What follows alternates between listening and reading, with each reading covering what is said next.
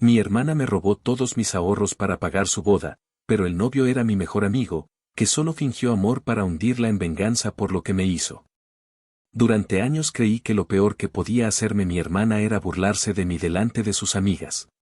Decir que yo era el ratón de biblioteca sin vida social mientras ella brillaba como la típica chica popular de preparatoria que todos querían y que parecía tener el mundo en sus manos desde los 15.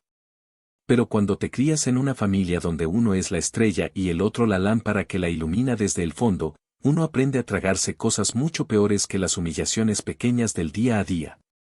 Aprendí a fingir que no me afectaba que mis padres usaran mis logros académicos como una especie de trofeo silencioso pero sin celebraciones. Mientras los errores de Lauren eran excusados con frases como es que es muy emocional o solo está buscando su camino. Mientras ella reprobaba materias, yo ganaba becas. Mientras ella se iba de viaje con chicos que nadie conocía, yo trabajaba instalando redes en escuelas públicas, aguantando calor, escaleras y preguntas idiotas de directores que pensaban que porque era joven no sabía lo que hacía. Pero nadie en mi casa se daba cuenta de eso. Al menos no lo suficiente como para que contara. Por eso, cuando decidí ahorrar cada dólar que ganaba durante los últimos 3 años, lo hice en silencio. Me abrí una cuenta donde metía todo lo que podía después de impuestos y gastos básicos. Nunca salía, no gastaba en ropa ni en gadgets. Soportaba burlas de compañeros, la presión de salir más, incluso a veces el hambre de preferir comer en casa que gastar en comida rápida mientras instalaba redes en alguna escuela perdida del condado. Tenía un objetivo, quería pagar mi último semestre de universidad sin deberle nada a nadie, y con suerte, tener lo suficiente para mudarme solo al graduarme y dejar de sentir que vivir en casa era como rentar una habitación emocional en una familia que nunca me vio realmente. Lo había logrado, casi $30,000 reunidos con esfuerzo, con disciplina y sin ayuda de nadie. O eso pensé. Todo cambió una mañana, sin aviso, sin señales previas. Desperté por una notificación del banco, una alerta de seguridad que decía que se había hecho una transferencia grande desde mi cuenta. No entendí nada. Me levanté como en piloto automático, abrí la app con el corazón palpitando y ahí estaba, saldo en cero, todos mis ahorros desaparecidos. Revisé los movimientos y vi una sola transacción, una transferencia hacia una cuenta con un nombre que reconocí de inmediato. Era de mi madre. Pero no era mi madre quien la había hecho. Bastó con llamarla una hora después, mientras aún me temblaban las manos, para entender lo que había pasado. Mi mamá contestó con una voz despreocupada, como si no acabara de presenciar el robo más descarado de mi vida, y me dijo que tranquilo, es solo temporal, tu hermana lo necesita para la boda, te lo vamos a devolver. No pongas esa cara. Así, sin pedir permiso, sin siquiera consultar, mi madre y mi hermana decidieron usar mis ahorros para pagar una boda que ni siquiera sabía que existía. Lauren, que apenas llevaba saliendo con su nuevo novio unos meses, había anunciado de repente que se casaba. Y como todos somos familia, la brillante idea fue que mis ahorros se usaran como préstamo para que pudiera cumplir su sueño de tener una boda perfecta en un hotel de lujo frente al río. No me preguntaron. No me pidieron permiso. Solo lo hicieron. Mi mamá trató de suavizarlo diciendo que la familia se ayuda y que algún día yo también necesitaría ayuda, y que entonces Lauren estaría ahí para mí. Sentí náuseas. No solo por la traición, sino por la manera en que lo trataban como algo menor. Como si no fueran 3 años de mi vida condensados en cada dólar que acababan de arrancarme sin pestañear. Pero el giro real, el momento en que todo empezó a cobrar un sentido mucho más oscuro y retorcido, vino cuando recibí un mensaje inesperado. Era de Alex, el novio de Lauren. Mi mejor amigo desde el kinder. Alguien a quien había dejado de frecuentar hace un año, por cosas de la vida, del trabajo, de la distancia, pero que siempre consideré mi hermano. El mensaje era simple, tenemos que hablar. No es lo que crees. Lo llamé sin pensar y lo que escuché me cambió todo el panorama. Me dijo que sabía lo que había pasado con mis ahorros, que se había enterado ese mismo día porque Lauren lo comentó con una ligereza casi cruel. Que le había dicho que su hermanito tonto había pagado sin saberlo. Pero lo más sorprendente fue lo que me confesó después, que su relación con Lauren nunca fue real. Que él se estaba acercando a ella con un solo objetivo en mente, hacerla pagar por algo que ella le había hecho en el pasado, algo que prefería contarme en persona, pero que justificaba cada movimiento de su plan. Y entonces me lo propuso. Me dijo que si lo ayudaba a seguir adelante con la boda, si fingía estar de acuerdo con todo y me mantenía cerca, él se encargaría de devolverme hasta el último centavo, más intereses, y además, de hundir a mi hermana en el mismo hoyo que ella había cavado con sus propias manos. Me dijo que no quería hacerle daño físico ni nada ilegal. Solo quería que perdiera lo que más valoraba, la imagen, el control, el dinero fácil. Y que si estaba dispuesto a esperar, podríamos asegurarnos de que esta vez ella aprendiera de verdad lo que significa robarle a alguien que solo quería salir adelante. Colgué la llamada en silencio, pero ya sabía mi respuesta. Nadie en esta familia me había defendido. Nadie se había puesto de mi lado. Y ya estaba harto de ser el que siempre callaba para no hacer olas. Esa noche, me senté frente a la computadora, abrí una hoja en blanco y empecé a escribir cada detalle del plan. Porque si algo había aprendido, era que a veces la única forma de sanar es ver cómo quien te quitó todo lo pierde también. Y esta vez no iba a detenerme. Actualización 1. Pasaron 2 semanas desde aquella llamada con Alex, y aunque por fuera todo parecía transcurrir con normalidad, por dentro cada conversación, cada mirada, cada gesto que fingía hacia Lauren y mi madre era una mentira construida con paciencia. Me despertaba todos los días con una mezcla de rabia y determinación que no sabía que podía sentir con tanta claridad, como si se me hubiera activado un instinto nuevo. Yo no era el tipo de persona que se prestaba para juegos sucios, pero en este caso no se trataba de venganza impulsiva ni de despecho infantil, se trataba de recuperar mi dignidad. De dejar claro que no iban a seguir pisoteándome solo porque sabían que no solía defenderme. Así que acepté mi papel en esta obra como si fuera un actor al que por fin le dan un papel protagonista, sonreí, me vestí bien, me mostré disponible para ayudar. Fingí interés por los planes de la boda y cada vez que mi hermana hablaba del tema como si fuera una reina organizando su coronación, yo asentía y anotaba todo mentalmente. Uno de los primeros pasos que tomamos con Alex fue empezar a inflar las expectativas de Lauren con ideas que sonaban glamorosas, pero que eran, en realidad, anclas financieras. Él empezó a sugerirle opciones costosas para todo, un servicio de catering que incluía chefs privados traídos de Charleston, un paquete fotográfico de estilo editorial con tomas en drone y postproducción de revista, un vestido de novia exclusivo de una diseñadora local que pedía 3 meses para entregarlo a medida. Lauren, como buena adicta a las apariencias, se tragaba cada sugerencia sin pensar en el costo. Decía cosas como si vamos a hacer esto, vamos a hacerlo bien, y se jactaba de tener una visión para su día especial. Nunca se le ocurrió que esa visión se estaba moldeando a propósito para que el gasto creciera con cada paso. Alex, con una habilidad que hasta a mí me sorprendía, la iba llevando de la mano como si realmente estuviera enamorado. Le decía que quería que todo fuera perfecto para ella, que se merecía una boda de película, que no pensaba escatimar. Mientras tanto, me enviaba por las noches capturas de pantalla de las transferencias, los presupuestos inflados y los nuevos contratos que ella firmaba sin siquiera leer. Una de las escenas más surrealistas que viví fue la degustación del menú de la boda. Lauren nos invitó a mi madre y a mí para acompañarla a un restaurante carísimo donde planeaban contratar el servicio. El chef salió a saludarnos en persona, todo fue tratado como si estuviéramos organizando un evento para celebridades, y mi hermana hablaba con un aire de superioridad que nunca antes le había visto. Comentaba sobre la textura del foie gras como si supiera siquiera qué demonios era eso, comparaba salsas como si tuviera experiencia culinaria, y dijo en voz alta, mientras el mesero traía la cuenta, que por suerte ya teníamos los fondos asegurados gracias a que yo había sido tan generoso con la familia. Ese fue el momento en que me tragué una carcajada que me subía por el estómago como una arcada. Fingí que sonreía con orgullo, pero lo único que tenía ganas de hacer era lanzarle la copa de vino en la cara. No lo hice. No aún. Todavía no era el momento. Después de esa comida, Alex y yo nos reunimos en el estacionamiento como si fuéramos cómplices de un crimen ya cometido. Nos sentamos en su auto, bajó las ventanas, y me mostró en su celular la copia del contrato que Lauren había firmado esa misma mañana para pagar el paquete premium de fotografía. $18,000. A eso había llegado su obsesión por verse como una influencer en su boda. Me explicó que había incluido una cláusula adicional en el contrato que obligaba a pagar en su totalidad incluso si el evento se cancelaba, siempre que la cancelación fuera por culpa de la novia. Ella lo había firmado sin leer. Me lo dijo riendo, como quien cuenta una anécdota de universidad, pero sus ojos no se reían.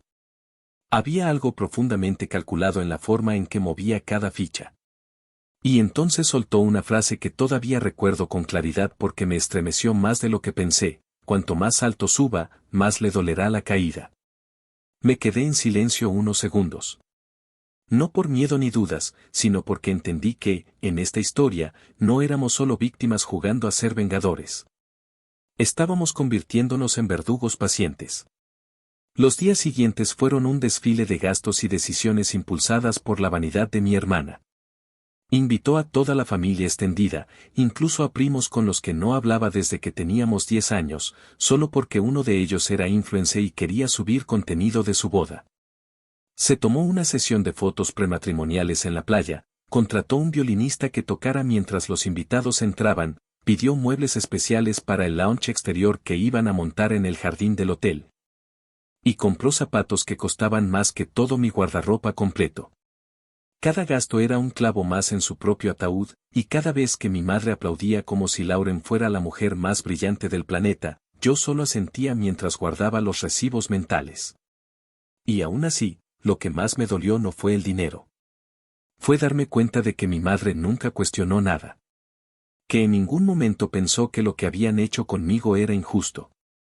Cuando intenté hablar con ella días después del almuerzo, solo para expresarle que me sentía traicionado, me miró como si fuera un niño malcriado. Dijo que la familia está por encima del dinero y que algún día me daría cuenta de que no todo se trata de cuentas bancarias. Me dijo que Lauren estaba pasando por un momento muy especial y que no quería que yo ensombreciera su felicidad. Le respondí con un ok que no significaba nada y salí de la casa. Caminé 3 cuadras con los puños cerrados, sintiendo como la impotencia se acumulaba en mis nudillos. Pero no dije nada más. Porque sabía que el golpe no iba a ser una conversación. No iba a ser una pelea de palabras. Iba a ser un recordatorio doloroso de que incluso las personas que creen estar en la cima pueden caer con más fuerza si alguien les quita el piso en silencio. El plan ya estaba en marcha. Alex estaba moviendo hilos en la sombra para asegurarse de que cada decisión fuera suya pero pareciera de ella. Yo estaba documentando todo con una pulcritud casi clínica: recibos, fechas, correos, firmas. Nada se escapaba.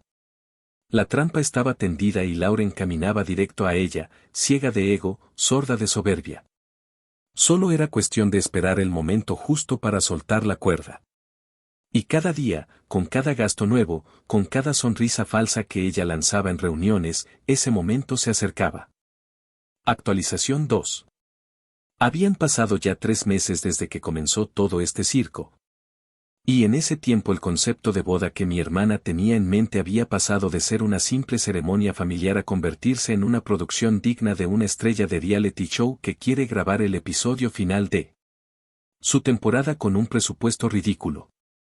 El salón, originalmente pensado para 100 personas, ya había sido cambiado por uno más grande con capacidad para más de 200 invitados, entre ellos personas que ni siquiera conocía. Pero que Lauren insistía en invitar porque dan buena imagen. Era evidente que ya no se trataba de casarse, sino de demostrarle a todo el mundo, especialmente a quienes nunca habían creído en ella, que podía tener la boda del año. Y mientras tanto, Alex y yo seguíamos empujando discretamente el castillo hacia su derrumbe. Yo seguía cumpliendo con mi papel sin fallas, fingiendo entusiasmo, respondiendo con rapidez cada vez que mi hermana me pedía ayuda con algún diseño o logística. Me convertí, para todos los efectos, en su asistente de confianza. Ella decía cosas como no sé qué haría sin ti mientras me enviaba archivos para que hiciera los menús personalizados con tipografía importada. O para que diseñara los programas del evento con papel especial que había ordenado desde Canadá. Lo hacía sin chistar, porque cada vez que me sentaba frente al computador a crear uno de esos detalles, lo veía como una piedrita más en la montaña de vanidad que estaba a punto de colapsar. Todo tenía que salir perfecto, sí, pero perfecto para que doliera más cuando se viniera abajo. Alex, por su parte, se mostraba más enamorado que nunca. A veces incluso a mí me costaba creer que todo fuera una actuación. La forma en la que la miraba, los gestos de ternura que tenía en público, los mensajes que le dejaba escritos en post-its en el espejo del baño o en las cajas de desayuno a domicilio que mandaba sin razón aparente. Todo estaba milimétricamente planeado para que ella sintiera que se estaba casando con el hombre de sus sueños. El objetivo era claro: mientras más entregada estuviera, mientras más creyera en la farsa que ella misma había contribuido a crear, más doloroso sería el golpe al final. Yo sabía, y Alex también, que Lauren no estaba enamorada de él. Estaba enamorada del espectáculo. De ser el centro. De poder decir que su boda había sido un evento tan exclusivo que la gente hablaba de ella durante meses. Y nosotros solo le estábamos dando la plataforma para que volara alto antes de cortar el ala. Una de las jugadas más brillantes de Alex fue introducir lo que él llamó gastos emocionales, una serie de sugerencias que no solo eran innecesarias, sino que apelaban directamente al ego herido de mi hermana.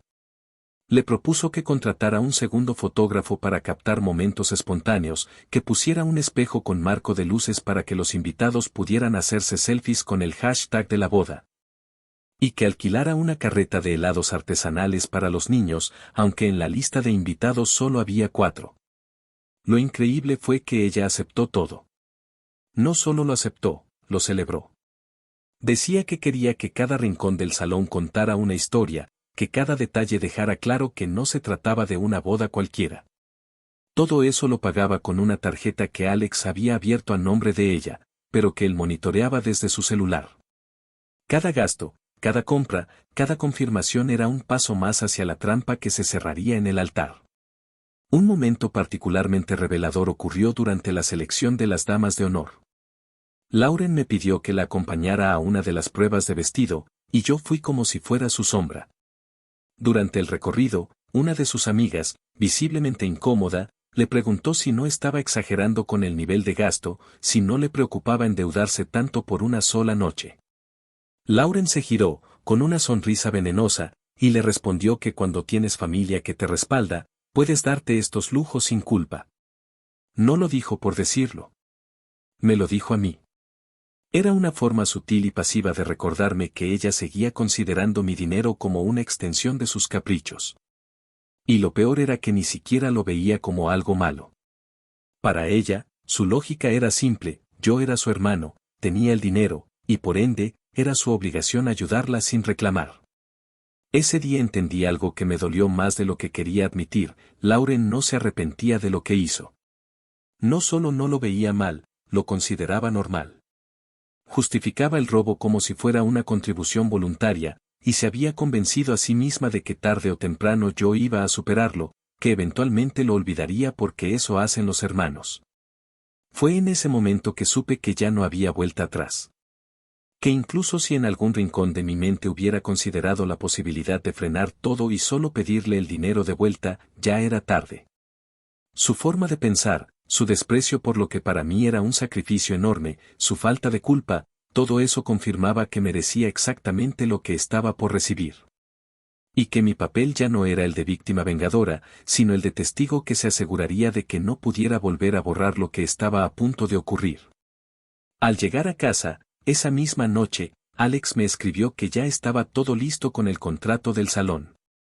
Lauren lo había firmado esa tarde, feliz por haber conseguido el paquete oro con barra libre, DJ, seguridad privada y responsabilidad completa ante cualquier daño al mobiliario. No se había dado cuenta de que esa cláusula, redactada con una pequeña trampa legal, la hacía responsable por el costo total del evento incluso si se cancelaba por motivos personales. Me envió una foto del documento firmado, y me dijo que la póliza de seguros también estaba activada, pero solo lo cubriría a él, como afectado. Me explicó que había contratado a un abogado para blindarse legalmente, y que todo lo que ella había comprado en conjunto estaba ahora bajo su nombre únicamente. Si el evento colapsaba, la deuda era toda de ella. Cada copa de vino derramada, cada flor marchita, cada segundo pagado a SDJ que ella eligió por su perfil artístico sería una factura que llegaría a su puerta. Y lo mejor de todo era que ella no tenía idea. Mientras tanto, mis padres seguían igual de ciegos. Mi madre, embobada con las preparaciones, hablaba de cómo esta boda iba a cambiar la vida de Lauren, cómo era su oportunidad de mostrar que sí podía hacer las cosas bien, que esta vez iba a formar un hogar serio y estable. Mi padre, como siempre, se limitaba a sentir desde la esquina del sofá, con su cerveza en la mano y la cabeza en cualquier otra parte menos en la realidad. Nadie se preguntaba de dónde salía tanto dinero, ni cómo era posible que una chica sin empleo estable estuviera financiando un evento de más de 6 cifras. Nadie preguntaba nada, porque todos querían creer en la fantasía. Y eso, justamente eso, era lo que iba a hacer que el golpe doliera más. Porque cuando todo se viniera abajo, no solo se desplomaría su boda. Se derrumbaría esa idea fabricada de que ella era intocable, especial, capaz de hacer lo que fuera sin consecuencias. Faltaban pocas semanas para la boda. Las invitaciones ya habían sido enviadas, el vestido estaba en la modista, los contratos estaban firmados, los pagos habían sido procesados, y la fecha estaba en el calendario de toda la familia. Nadie sospechaba nada. Todos pensaban que estábamos ante el inicio de una nueva etapa. Actualización 3.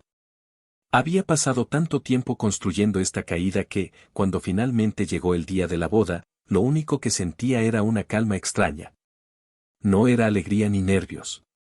Era esa clase de serenidad que se instala en el cuerpo cuando uno sabe que no hay vuelta atrás, que todas las piezas se han colocado exactamente donde debían y que lo único que queda es dejar que el dominó caiga solo. Me desperté temprano, no porque tuviera cosas que hacer, sino porque no logré dormir más de 3 horas. Me levanté, me serví un café y me senté en el borde de la cama revisando mentalmente cada movimiento de los últimos 3 meses. Todo estaba listo. Todo estaba cerrado. La boda que mi hermana había planeado con tanta vanidad y desdén no era más que un escenario perfecto para revelar lo que realmente era, una farsa alimentada por la codicia. Sostenida por el robo y disfrazada de cuento de hadas. La ceremonia estaba programada para las 5 de la tarde, pero desde las 11 de la mañana el hotel ya estaba recibiendo proveedores. El salón principal parecía un set de película, lleno de flores blancas, cortinas de tul, columnas decoradas con luces cálidas, mesas con manteles de lino francés. Platos de porcelana importada y copas de cristal que probablemente costaban más que el alquiler mensual de muchas de las personas invitadas. Lauren corría de un lado a otro dándose aires de celebridad, con una bata de seda con sus iniciales bordadas en dorado, gritándole a una de sus damas de honor porque el peinado no le parecía suficientemente elegante y exigiendo al fotógrafo que captara su mejor ángulo mientras le retocaban el maquillaje. Cada uno de sus movimientos era una coreografía de ego y autoidolatría que ahora me resultaba casi fascinante. Como si estuviera viendo una versión más exagerada de sí misma que solo el dinero podía sacar a la superficie. Alex, mientras tanto, seguía en su papel con una habilidad que todavía me impresionaba. Estaba vestido de traje oscuro, perfectamente afeitado, con una serenidad y elegancia que no delataban ni un solo rastro de las verdaderas intenciones que traía consigo. A media mañana me mandó un mensaje corto que solo decía todo sigue igual seguido de una confirmación de que la cámara estaba en su sitio, una pequeña lente escondida en el nudo de su corbata, conectada a una app que él mismo había programado semanas antes. Su idea era tan precisa como despiadada. Antes de subir al altar, tendría una conversación a solas con Lauren en una sala lateral del hotel, una especie de mini lounge privado que ella había pedido como camerino de la novia.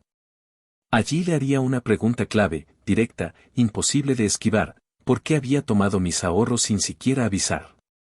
La reacción, cualquiera que fuera, quedaría grabada. La intención no era que se arrepintiera, porque sabíamos que no lo haría.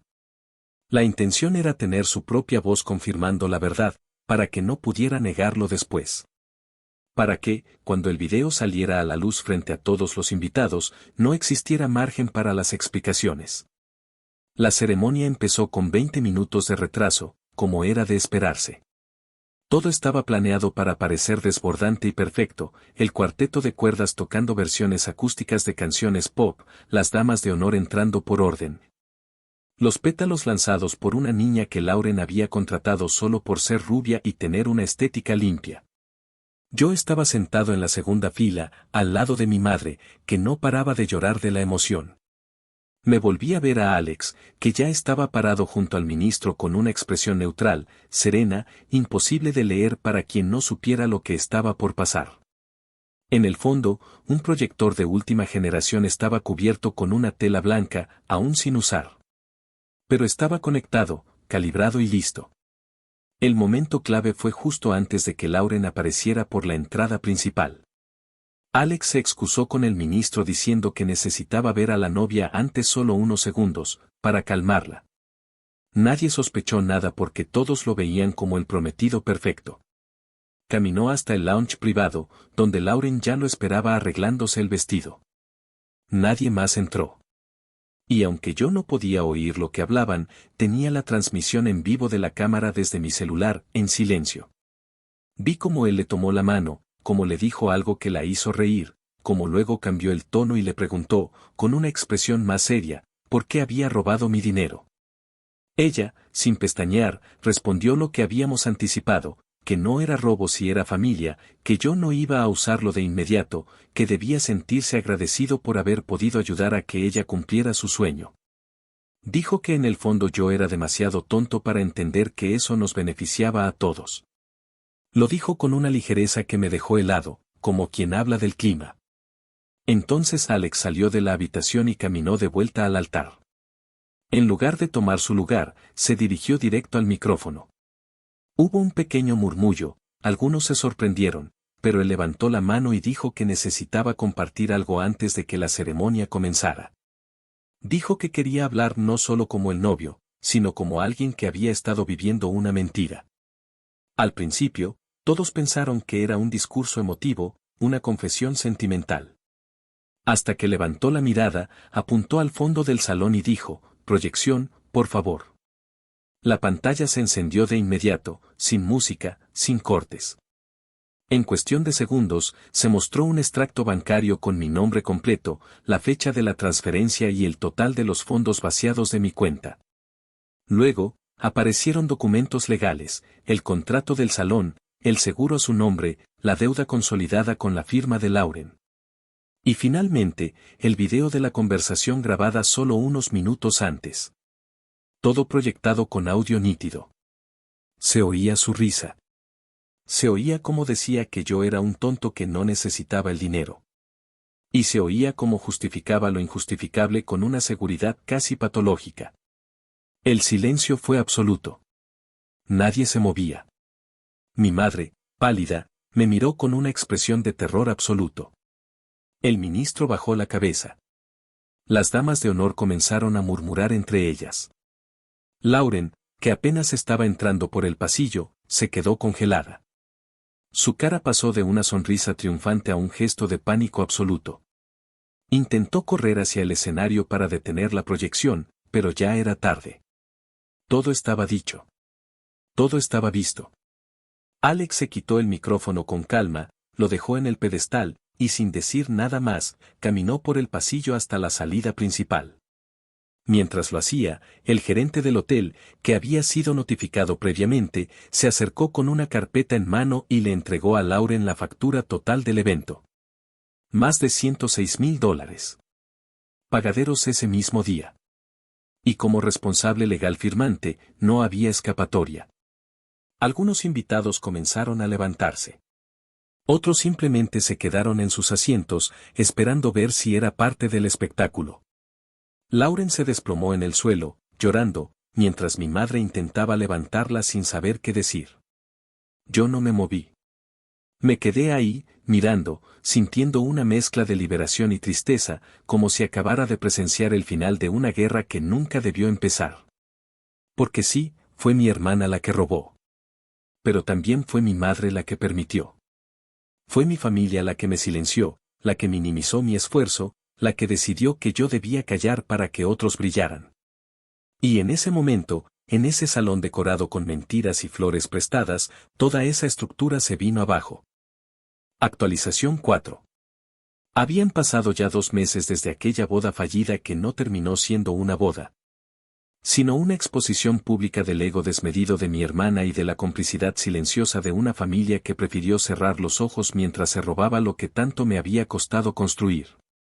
Desde aquella noche no volví a cruzar palabra alguna con Lauren, y por primera vez en mucho tiempo, la ausencia de contacto no se sentía como una distancia impuesta, sino como un descanso necesario. La caída de mi hermana no fue solo simbólica. El golpe fue brutal, directo y tangible en todas las áreas posibles de su vida. Todo lo que había construido en su burbuja de fantasía se reventó en menos de 24 horas. Alex desapareció de su vida sin mirar atrás, el hotel le exigió el pago inmediato de la factura completa, los proveedores reclamaron contratos firmados con condiciones irrevocables, y los rumores de lo ocurrido se esparcieron por la ciudad como un incendio en campo seco. Ya no era la futura esposa del chico perfecto, ahora era la que fue expuesta con micrófono y proyector por robarle al hermano. Mi madre intentó contener el desastre con un control que no tenía. Llamó a primos, a tías, incluso a algunos invitados para pedir que no se dejaran llevar por chismes, pero era inútil. Los hechos estaban grabados. La confesión estaba en video. Las pruebas estaban en documentos legales. Nadie podía negar lo que había ocurrido porque todo había sido demasiado público. Y eso fue lo que más le dolió, no que Lauren hubiera cometido un error, sino que no pudieron barrerlo debajo de la alfombra como habían hecho toda la vida. Esta vez no hubo forma de encubrirla. Esta vez nadie podía protegerla. Esta vez había consecuencias, y no estaban bajo su control. Lauren, según me enteré por terceros, intentó demandar a Alex por daño emocional y por destrucción pública de su imagen. Pero no pasó de ser un chisme más. El abogado que contrató no duró ni 2 semanas en el caso. Bastó con que se revisara el acuerdo prenupcial que ella misma había firmado semanas antes para que quedara claro que cualquier cancelación de la ceremonia por mala fe la hacía responsable no solo de los daños económicos, sino de los costos legales del otro firmante. Y como todo estaba respaldado con pruebas documentadas y grabadas, ni siquiera tuvo la oportunidad de reclamar. Era como si cada paso que había dado en su escalada hacia la perfección estuviera cuidadosamente pavimentado con cláusulas que la esperaban al final para cerrarle el camino. El juez que evaluó la queja se limitó a desestimarla por falta de mérito. El tono de burla en la manera en que lo hizo se volvió motivo de comentario en redes, cuando alguien filtró parte del documento con la frase "no se puede alegar engaño si el engaño fue autoinfligido". Por mi parte, yo también tomé acciones. Aunque al principio había pensado que todo lo ocurrido durante la boda era suficiente castigo, no podía ignorar que me había robado de forma deliberada. Así que llevé mi caso al banco y al mismo tiempo contacté a un abogado. La cuenta conjunta que tenía con mi madre, de donde Lauren había sustraído el dinero, tenía registros claros. No solo se podía ver desde qué dispositivo se hizo la transferencia, sino que incluso los datos de geolocalización coincidían con la dirección exacta del apartamento de mi hermana. En menos de 2 semanas, el banco cooperó voluntariamente con la investigación porque tampoco querían quedar implicados en una transacción fraudulenta. Mi abogado, un tipo con cara de aburrido y tono pausado, pero con una memoria que daba miedo, redactó la demanda con una precisión quirúrgica. El cargo principal fue robo y fraude por apropiación indebida de fondos. Cuando Lauren recibió la notificación, me escribió un mensaje larguísimo intentando justificarse, diciendo que todo fue por presión y que mamá le dijo que estaba bien, pero ya no tenía espacio para excusas. Llegamos a un acuerdo extrajudicial en el que ella se comprometió a devolverme el monto total más un 25% adicional como compensación por daños. También incluyó la cesión de su auto, un SUV último modelo que había financiado con el mismo descaro con el que había robado mi dinero. La ironía es que yo nunca quise ese carro. No me interesaba. Pero el abogado insistió en incluirlo como parte del trato, y lo tomé más como símbolo que como bien material.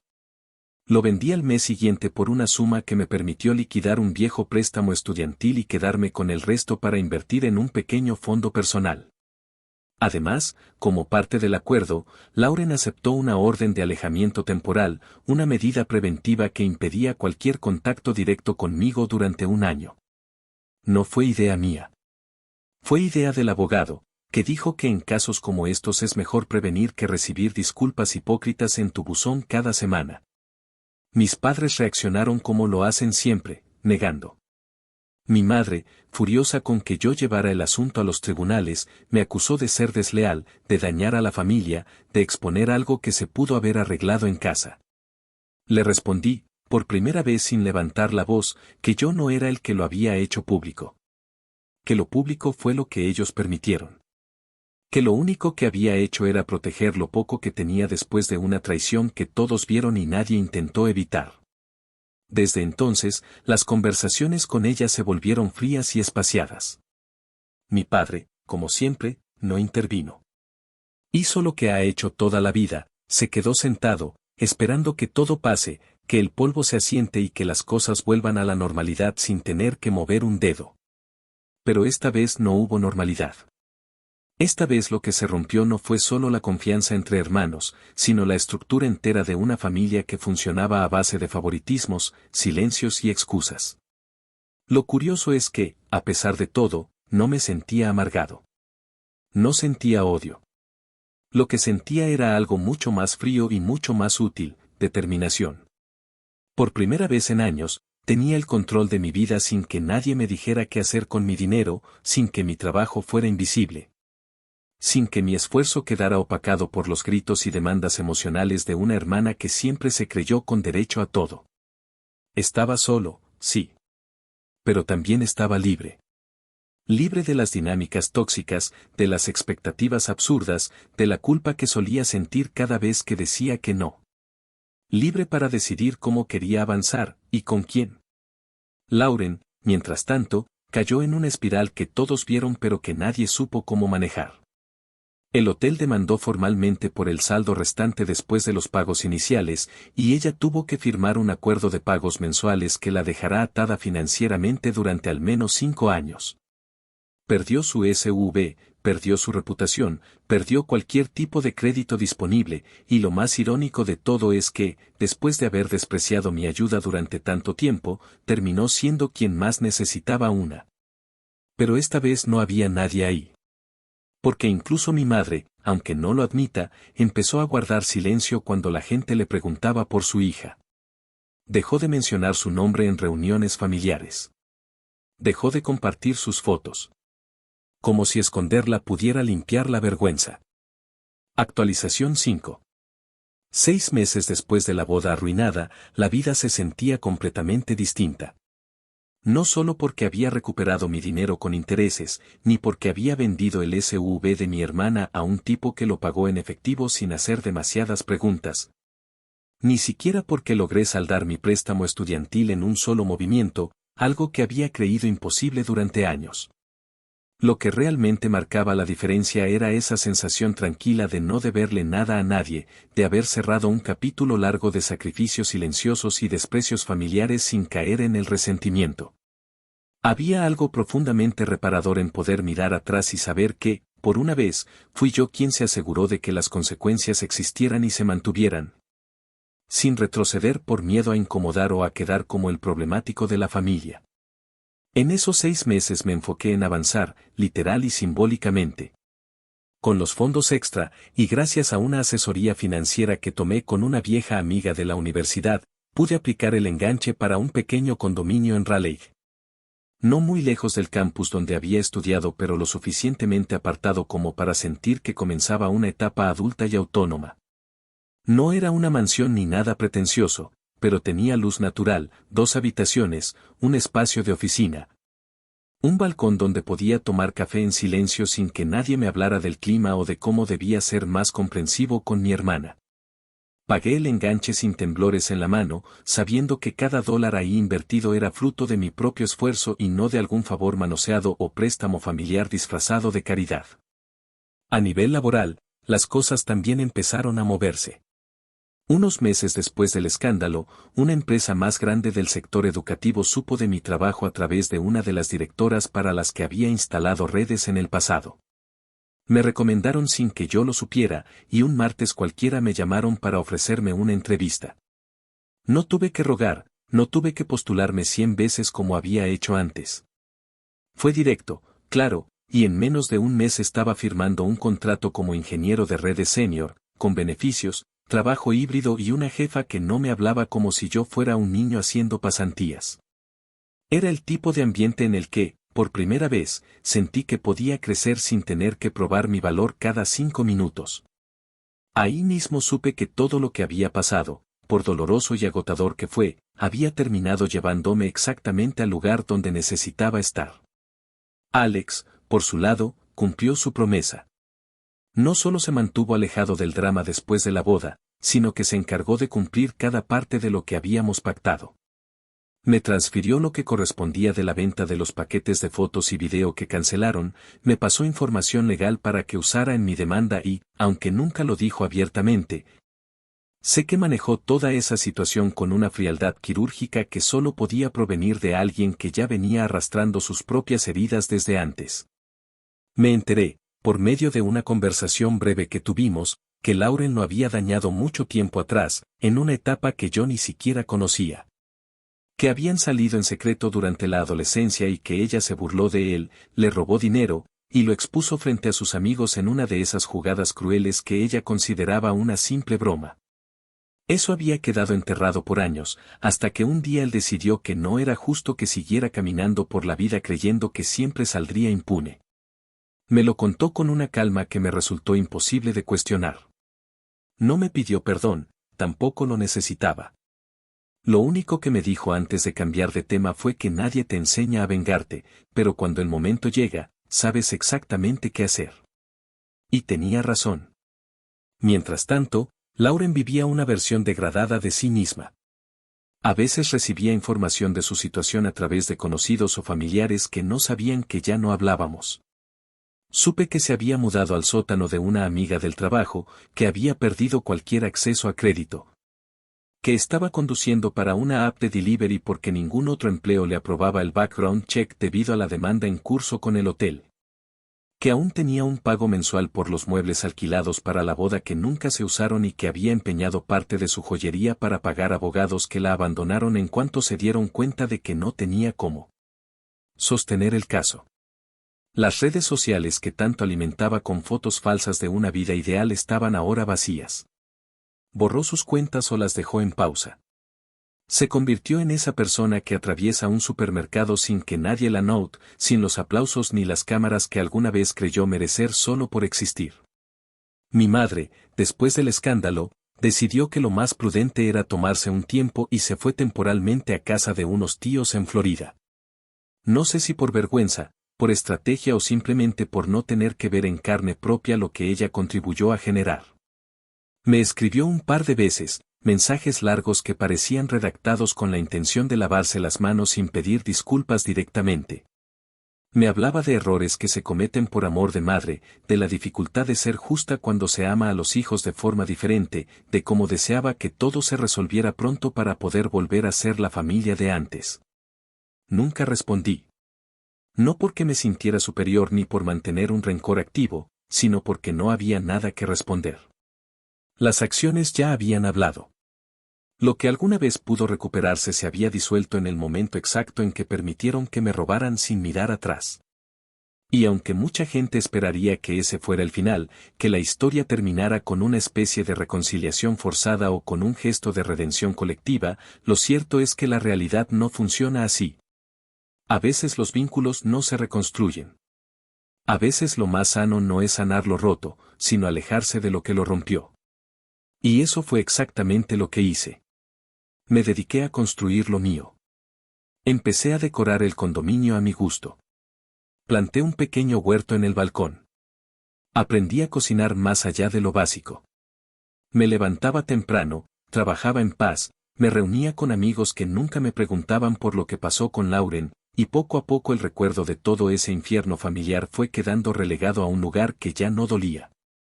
Porque no importa cuánto tiempo haya durado la tormenta. Cuando por fin deja de llover, uno no vuelve a mirar las nubes igual. Actualización final. 1 año y medio después de todo aquello, la historia ya no se sentía como una herida fresca, ni siquiera como una cicatriz que uno toca de vez en cuando para recordar que sobrevivió. Se sentía más como una página amarillenta guardada en un cajón que ya no abro. No porque haya olvidado lo que ocurrió, sino porque aprendí a vivir sin que esa parte de mi vida defina cada cosa que hago. La verdad es que el tiempo no cura todo, pero sí acomoda las piezas de una forma más tolerable. Y en mi caso, no solo se trató de que las cosas mejoraran, se trató de que dejé de pedir permiso para estar bien, para avanzar, para sentirme orgulloso de haber defendido mi lugar cuando nadie más lo hizo por mí.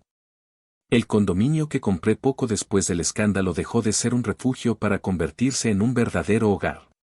Pinté las paredes, cambié la cocina, colgué mis propios cuadros, llené el balcón con plantas que logré no matar.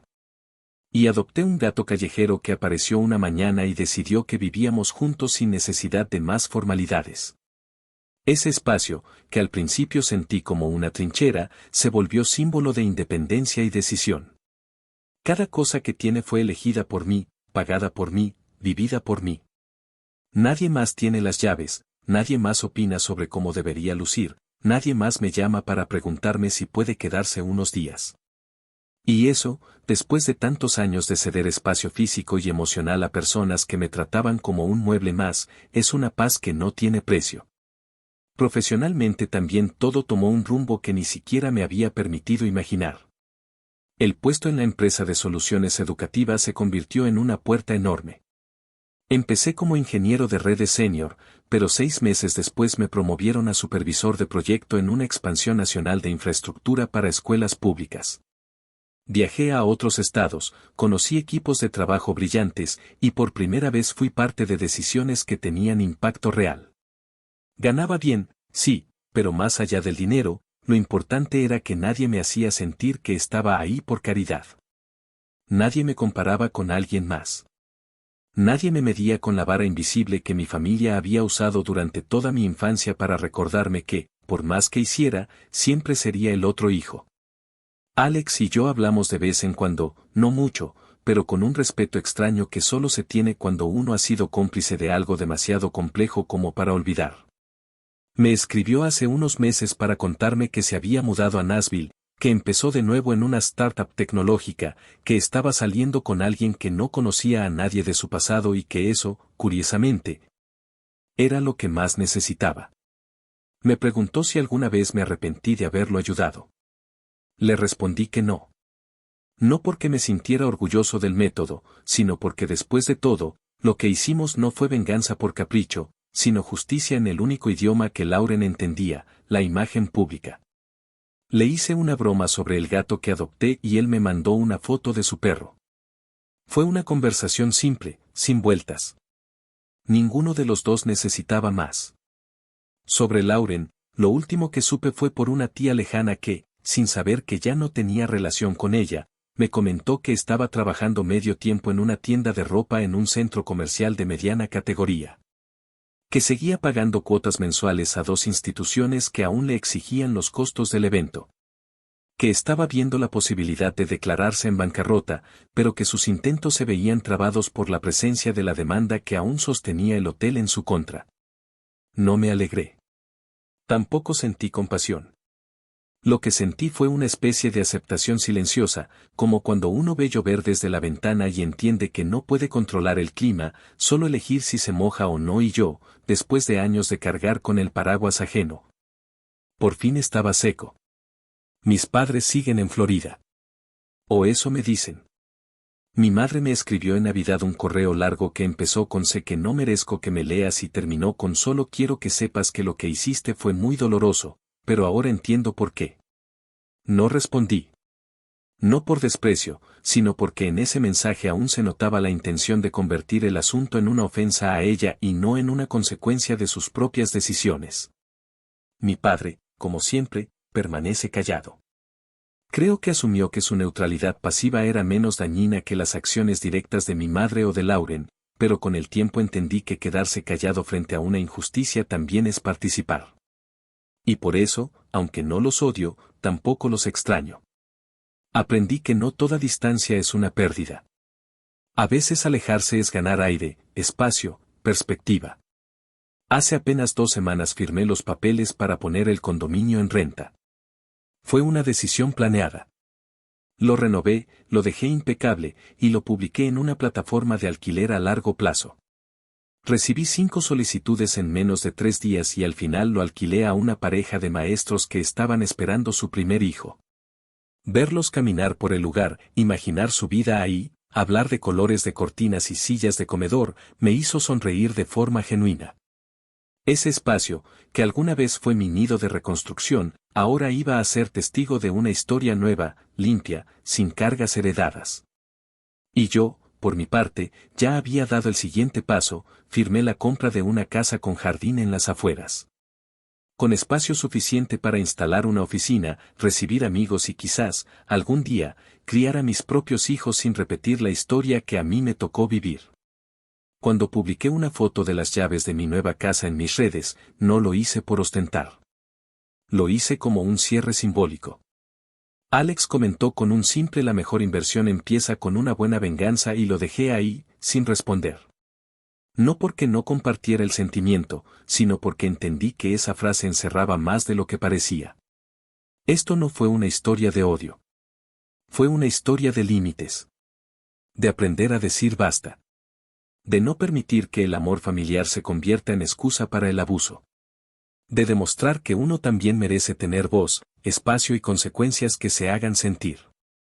Y si bien no sé qué será de Lauren en unos años, ni si mis padres alguna vez asumirán lo que permitieron, lo que sí sé es que no volveré a ese lugar emocional.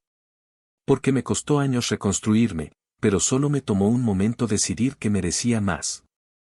Y ese momento, lo supe siempre, fue cuando Alex me llamó y me dijo: vamos a hacerla caer. Porque a veces, para levantar lo tuyo, primero hay que hacer que se caiga lo que nunca tuvo derecho a estar sobre tus hombros.